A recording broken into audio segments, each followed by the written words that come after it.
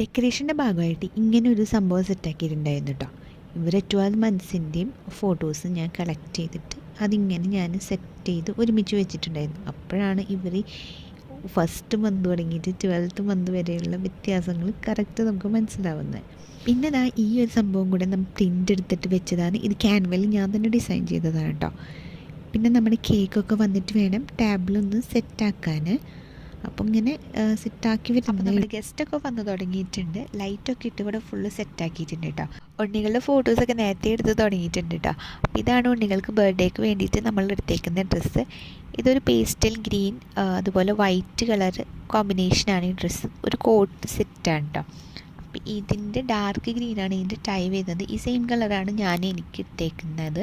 ഇവരുടെ ഡ്രസ്സ് ഇങ്ങനെ കുറേ നോക്കി നടന്നിട്ടാണ് കിട്ടിയത്. നമ്മൾ ആദ്യം വേറെ കളറാണ് സെറ്റാക്കിയത്. പിന്നെ ഡ്രസ്സ് കിട്ടാത്തതുകൊണ്ട് ഈ കളർ കിട്ടിയതുകൊണ്ടും നമ്മുടെ കളറൊക്കെ മാറ്റി. അപ്പം ഞാൻ എടുത്തേക്കുന്നത് ഈ ഒരു ഗ്രീൻ ഫ്രോക്കും പിന്നെ അതിന് ഈ ഒരു ഷോളുമാണ് ഇടുന്നത് കേട്ടോ.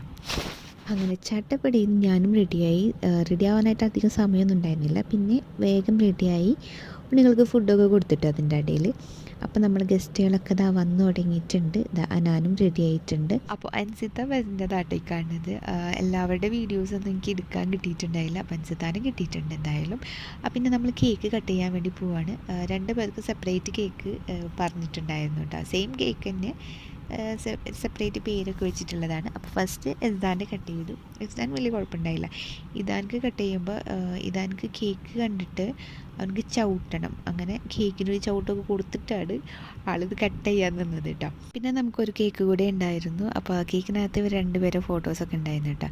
അപ്പോൾ അത് കഴിഞ്ഞ് കുറച്ച് ഫോട്ടോസും കാര്യങ്ങളൊക്കെ ആയിട്ട് നമ്മൾ നിൽക്കുകയാണ്. ഇപ്പം നമ്മളെ ഫാമിലി ഫോട്ടോസൊക്കെ എടുത്ത് അതുപോലെ എല്ലാവരുമായിട്ടും ഗസ്റ്റുകളൊക്കെ ആയിട്ട് നിന്നിട്ട് ഫോട്ടോ സെക്ഷനൊക്കെ കഴിഞ്ഞ് പിന്നെ നമ്മൾ നേരെ ഫുഡ് കഴിക്കാൻ വേണ്ടി പോയി. അപ്പോഴത്തേക്ക് കുട്ടികൾ നല്ല ടയേർഡായിരുന്നു. പക്ഷേ ഈ ജീപ്പ് കിട്ടിയപ്പോൾ ആൾക്കാർ ഭയങ്കര ഹാപ്പിയായി. ഇത് നമുക്ക് ഗിഫ്റ്റ് കിട്ടിയതാണ്.